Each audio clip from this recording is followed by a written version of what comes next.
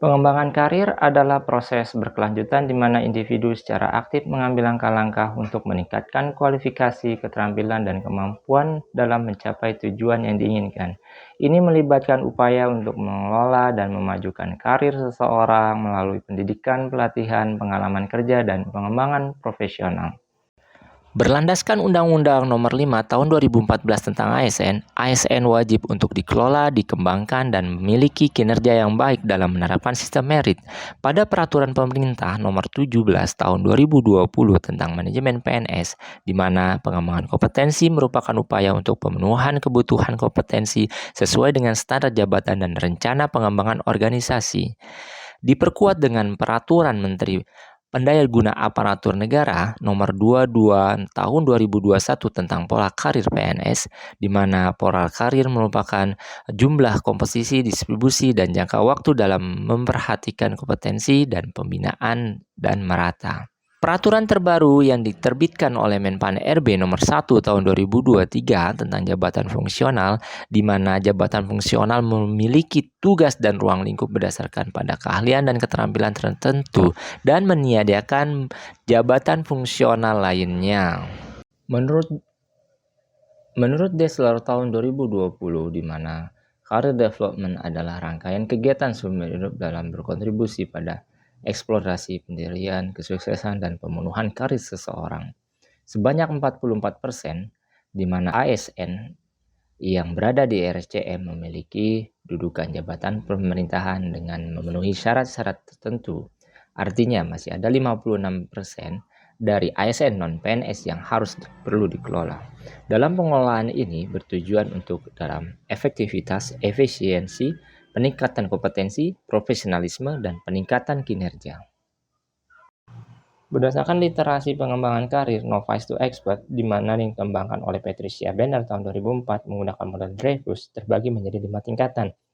Tingkatan yang pertama yaitu pemula, di mana dalam tingkatan ini tanpa membutuhkan latar belakang dan pengalaman yang cukup. Tetapi tingkatan yang kedua yaitu pemula lanjutan, di mana diperlukan pengalaman yang cukup pada situasi yang nyata. Tingkatan yang ketiga yaitu kompeten, di mana kemampuan dari situasi praktek secara aktual. Tingkatan yang keempat yaitu ahli, di mana kemampuan mampu melihat perubahan yang secara relevan. Tingkatan yang tertinggi yaitu tingkatan kelima yaitu menjadi pakar, yaitu mampu mengidentifikasi masalah ataupun respon terhadap situasi-situasi kritis. Pengembangan jenjang karir berdasarkan kompetensi yang dilakukan di RSCM terbagi menjadi 5 bagian berdasarkan literasi yang telah ada.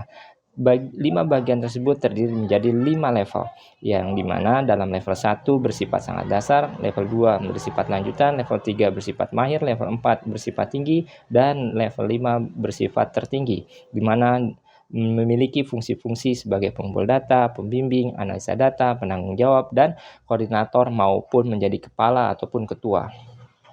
Berdasarkan identifikasi yang dilakukan di RSCM, terdapat 8 kelompok tenaga kesehatan, di mana masing-masing tenaga kelompok kesehatan tersebut memiliki tingkat level 1 hingga level 5. Tergambar pada tabel tersebut, di mana dalam sebagai contoh psikologi klinis terdapat 4 tenaga kesehatan, namun terjadi kekosongan di level 2, 3, dan 5, sehingga dapat diidentifikasi bahwa masih diperlukan tenaga kesehatan untuk mengisi pada masing-masing level tersebut. Begitu juga pada tingkat level 5, di mana tingkat kepakaran ataupun kesulitan masih sangat minim tenaga kesehatan yang tersedia, sehingga sangat membutuhkan uji kompetensi untuk meningkatkan kompetensinya. Dapat disimpulkan sementara bahwa pemetaan SDMK melalui jenjang karir dengan tingkat level kompetensi menjadi pemenuhan SDMK dalam penempatan SDMK sesuai kebutuhan, dan juga SDMK mampu bersifat secara rasional dan berdasarkan logika dan nalar manusia untuk terus berkembang, dan juga dapat menjadikan trigger dalam program pendidikan dan pelatihan berkelanjutan berdasarkan analisis kebutuhan diklat, dan menjadi suatu kelayakan di mana dapat diidentifikasi kompetensi-kompetensi apa saja yang perlu ditingkatkan kompetensinya. Pengelolaan sumber daya manusia kesehatan memang sedikit berbeda.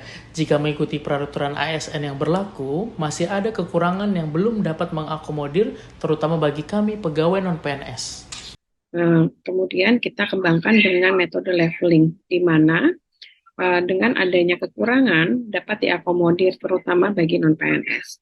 Pengelolaan dengan metode leveling kompetensi memberikan solusi bagi kami di mana kita dapat menempatkan pegawai, mengembangkan kompetensi, memberikan penghargaan dan mampu melihat ketersediaan tenaga yang ada. Diharapkan metode ini dapat dikembangkan secara nasional dan dapat dilakukan lebih baik lagi.